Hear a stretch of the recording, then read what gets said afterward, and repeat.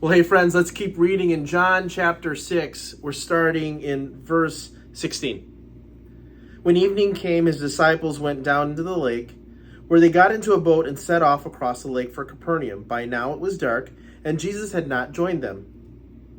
A strong wind was blowing, and the waters grew rough. When they had rowed about 3 or 4 miles, they saw Jesus approaching the boat, walking on the water, and they were frightened. But he said to them, "It is I, don't be afraid." Then they were willing to take him into the boat, and immediately the boat reached the shore where they were heading. The next day, the crowd that had stayed on the opposite shore of the lake realized that only one boat had been there, and that Jesus had not entered it with his disciples, but they had gone away alone. Then some boats from Tiberias landed near the place where the people had eaten the bread after Jesus had given thanks. Once the crowd realized that neither Jesus nor the disciples were there, they got into the boats and went to Capernaum in search of Jesus. So let's start from the back to the front. They're looking for Jesus, again, looking for the signs, looking for the miracles. He just fed them, and now they've figured out that Jesus somehow got across the water without going with the disciples. They wanted to know what all the commotion was about. It's almost like that press pool that follows the president wherever he goes, right? Asking questions. They need to know. They need to be in the know. And now they are chasing Jesus literally all over Galilee. Let's back up to this miracle.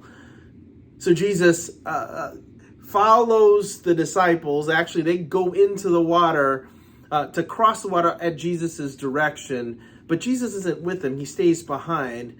And then as things start to get rough, they're getting nervous. Jesus approaches on the water, and it isn't until they recognize that it's him that they're afraid. At least that's how I picture this.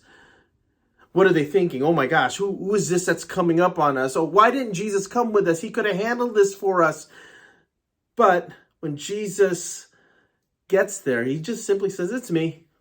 And they led him onto the boat, and they get to the other side.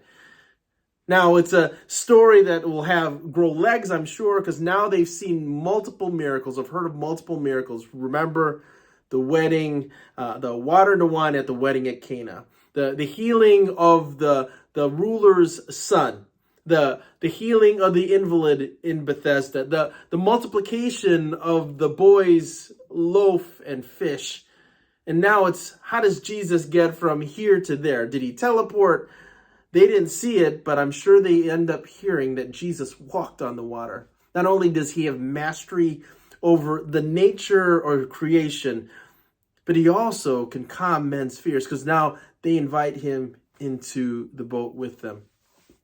It's kind of like what we do when we ask Jesus to join us or come into us. You know, there's that scripture in Revelation that says, "Behold, I stand at the door and knock. If anyone hears my voice, I'll come in with him and eat with him and he with me." Jesus asks us to invite him in. It's a choice that we have. And that's what the disciples were doing. They chose to bring Jesus into their boat. Now, Jesus is always there. He's available. Sometimes we're in places where we don't think he's around or he can see, but clearly Jesus is with his guys. Keep reading with me as we continue to read through the Gospel of John. I'm excited about the teaching coming up tomorrow. I've got a special guest for us. God's got this. The best is yet to come.